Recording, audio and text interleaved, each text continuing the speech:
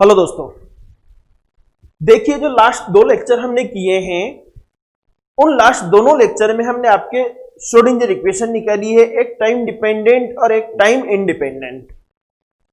इसका यूज तो हम आगे करेंगे, ठीक है। जब भी एप्लीकेशंस में आएंगे हम दोनों श्रोडिंगर इक्वेशन का यूज होता है अलग अलग।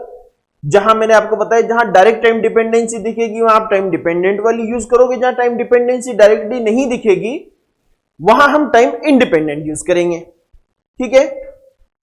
अब हम पहले जो वेव फंक्शन है उसी पे बात कर लेते हैं। आज मैं आपको बता रहा हूं नॉर्मलाइजेशन ऑफ वेव फंक्शन, तरंग फलन का प्रसामान्यीकरण। अब पहली बात तो नॉर्मलाइजेशन होता क्या है। देखो, नॉर्मलाइजेशन एक मैथमेटिकल कंडीशन है, ठीक है। किसी भी तरंग फलन का नॉर्मलाइजेशन, प्रसामान्यीकरण संपूर्ण आकाश में, थ्रू आउट द स्पेस। अब थ्रू आउट द स्पेस का मतलब लिमिट क्या लगेगी आपके पास, पूरी स्पेस को कहां कंसीडर करोगे, माइनस इंफिनिटी से इंफिनिटी, उसी के बीच में आएगी आपकी थ्रू आउट स्पेस, ठीक है। तो थ्रू आउट द स्पेस संपूर्ण आकाश में तरंग फलन का प्रसामान्यीकरण इस रिलेशन से देते हैं हम, limit minus infinite to infinite. मतलब बात कहां हो गई, संपूर्ण आकाश में throughout the space. Psi star psi d tau is equals to 1। कई बार आपको डी टो की जगह डीवी भी लिखा हुआ मिल सकता है, वॉल्यूम एलिमेंट, ठीक है। Where d tau is equals to dx dy dz। Volume की बात हो रही है, वॉल्यूम मतलब संपूर्ण आकाश कंप्लीट हो रहा है।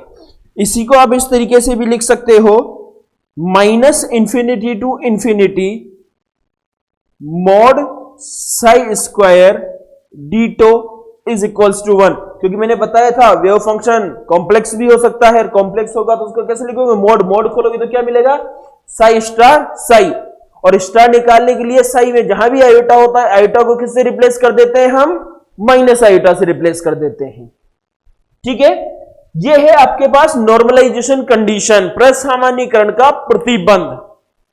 अब देखिए प्रसामान्यीकरण का प्रतिबंध आपको बता क्या रहा है भाई, ऐसा क्या है इसमें।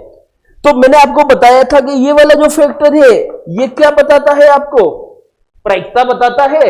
ये फैक्टर क्या बताता है, इस रेंज में प्रायिकता, और कुल प्रायिकता कितनी हो सकती है, पूरे स्पेस की बात करें तो 1 के बराबर। तो प्रसामान्यीकरण का प्रतिबंध आपको कुल प्रायिकता प्रदर्शित करता है, अधिकतम प्रायिकता जो कितनी हो सकती है, 1। अब आपको जो क्वेश्चंस मिलते हैं उसमें आपको एक रेंज गिवन होती है, जैसे x लाई करेगा ग्रेटर देन 0 लेस देन 1, तो आपको काम कहां से कहां तक करना होता है, वहां से वहां तक, ठीक है। तो वो हमारी प्रॉब्लम के हिसाब से बात होती है। तो दो तरीके के क्वेश्चन आएंगे, एक तो वो आपसे पूछेगा, आपको वेव फंक्शन के अंदर कोई कांस्टेंट दे रखा होगा उसकी वैल्यू पूछेगा। अगर उसकी वैल्यू पूछता है तो आप नॉर्मलाइजेशन कंडीशन काम में लोगे, और अगर आपको वेव फंक्शन देके एक गिवन रेंज के अंदर, लिमिट के अंदर प्रोबेबिलिटी पूछता है तो सिर्फ आप इसकी जो ये लेफ्ट हैंड साइड है इसी पे काम करोगे। अब ये देखना कि जो रेंज दे रखी है वो सिर्फ एक ही डायरेक्शन में दे रखी है, एक्स में दे रखी है, या केवल वाई में, या केवल जेड में। अगर ऐसा है तो डी टो की जगह आप अगर एक्स में दे रखी है तो केवल dx लोगे, केवल वाई में दे रखी है तो dy लोगे, केवल z में दे रखी है तो dz लोगे। और एक साथ अगर तीनों रेंज में दे रखी है तो फिर dx dy dz triple integration में चेंज हो जाएगी चीज, फिर आपको 3 बार इंटीग्रेशन लगाना पड़ेगा, ठीक है। ये चीज आपको भी समझ में आ जाएगी, आप इसको लिख लीजिए। इसके बाद में आपको एक क्वेश्चन करवाता हूं, आपको पूरी चीज बड़े आसानी से समझ में आ जाएगी, ठीक है। आप इसे लिखिए, ठीक है। अब देखिए जो हमने भी नॉर्मलाइज्ड कंडीशन लिखी है, जो कंडीशन ऑफ नॉर्मलाइजेशन, प्रसामान्यीकरण का प्रतिबंध, उस पर आपको एक क्वेश्चन दिया गया है, यदि किसी कण की एक विमा में परास x greater than equals to 0 less than equals to small a, limit मिल गई आपको, ध्यान रखना जो आप उसमें माइनस इंफिनिटी टू इंफिनिटी लेके बात कर रहे थे, वो हमें लिमिट मिल गई कहां से कहां तक, 0 से लेके a तक। में गति के लिए तरंग फलन psi x equals to a sine n pi x upon a है, तथा अन्य स्थानों पर साई इक्वल्स टू 0। अन्य स्थानों पर साई एक्स इक्वल्स टू 0 का मतलब होता है कि इस रेंज के बाहर पार्टिकल के पाए जाने की प्रोबेबिलिटी क्या है, डायरेक्ट 0 है। वहां वेव फंक्शन ही 0 है तो पार्टिकल नहीं होगा। पार्टिकल कहां होगा, केवल आपके 0 से लेके a के बीच में। तो प्रसामान्यीकरण के लिए गुणांक a का मान ज्ञात करो। ठीक है, if wave function of a particle in one dimensional range x greater than 0 less than equals to a, ये आपके पास लिमिट है, is psi x equals to a sine n pi x upon a, and at another places, अन्य जगहों पर Sai x equals to 0, केवल कहां मिलेगा, इस रेंज में। Then for normalised wave function find the value of a। अब हमें सीधा सीधा क्या करना है, नॉर्मलाइजेशन की कंडीशन यूज करनी है आपको। ठीक है, और कंडीशन किस लिमिट के लिए, इस लिमिट के लिए, और आपको वेव फंक्शन भी दिया हुआ है। ठीक है, तो जब हम इसको सोल्व करते हैं तो देखिए इसका सॉल्यूशन लेते हैं हम। आप क्या लिखेंगे, सबसे पहले from the condition of normalisation we know that, प्रसामान्यीकरण के प्रतिबंध से, प्रसामान्यीकरण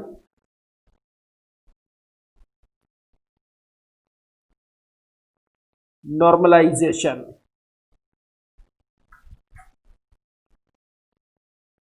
के प्रतिबंध से क्या है आपके पास, माइनस इंफिनिटी टू इंफिनिटी था, यहां कितना है 0 to a।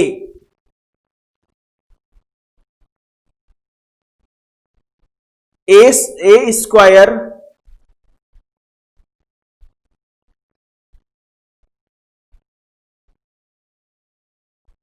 Sign square n pi x upon a dx is equals to 1, क्योंकि क्या था आपके पास, minus infinity to infinity psi star psi dx is equals to 1।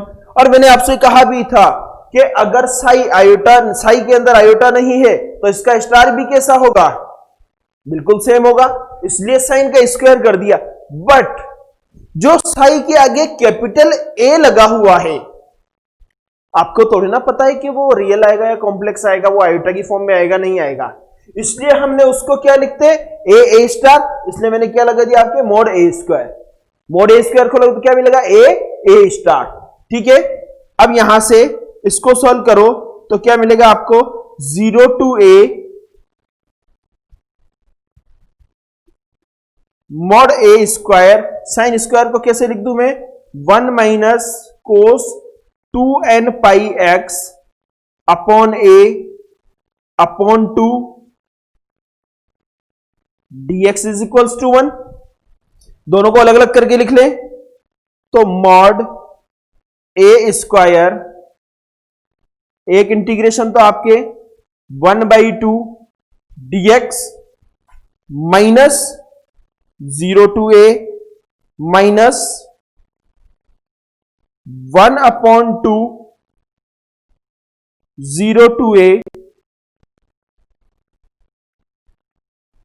cos 2n pi x upon a dx is equals to 0। इसका integration आपको आता है, आप इसका इंटीग्रेशन करिए, साइन में जाएगा, जब वैल्यू पुट करोगे तो ये इंटीग्रेशन आपको क्या मिलेगा, 0 मिलेगा, और इसका इंटीग्रेशन 1/2 a मिलेगा, तो आपको क्या मिलेगी value, mod a square into 1/2 x 0 to a is equals to 1, और mod a square into 1/2 a is equals to 1, और mod a square is equals to 2 upon a, और a is equals to root 2 upon a। ये है आपके normalisation के लिए constant a की value. क्या है, नॉर्मलाइजेशन के लिए कांस्टेंट एक ही वैल्यू। अगर किसी को इसका इंटीग्रेशन 0 नहीं हो रहा हो तो मुझे व्हाट्सएप पे लिख के भेज देना, मैं आपको सॉल्यूशन करवा दूंगा। वैसे आप मैथ्स के स्टूडेंट है, फाइनल ईयर में पहुंच गए हैं, तो हम उम्मीद करते हैं कि आपको इंटीग्रेशन आता होगा इतना सा, ठीक है। तो ये मिल गई आपको नॉर्मलाइजेशन के लिए वैल्यू। इसी तरीके से बस आपको क्वेश्चन सॉल्व करने हैं। नेक्स्ट लेक्चर आपको बड़ा छोटा सा मिलेगा, बिल्कुल 2-4 मिनट का, जिसमें मैं आपको सिर्फ क्वेश्चंस दूंगा कुछ, आपको वो क्वेश्चन सोल्व करने हैं। अगर आपको क्वेश्चन नहीं आ रहे हैं, ठीक है, तो मैं आपको उसके लिए एक वीडियो बना के डाल दूंगा उनके सॉल्यूशंस के लिए, आप पर सोल्व जरूर कीजिएगा, या आप मुझे व्हाट्सएप पे क्वेरी भेज दीजिएगा। अगर आपको दिक्कत आती है क्वेश्चन में, मैं आपको उनके सॉल्यूशन सेंड कर दूंगा अगर आपको समझ में आ जाते हैं तो, ठीक है। फिर मिलते हैं, थैंक यू सो मच।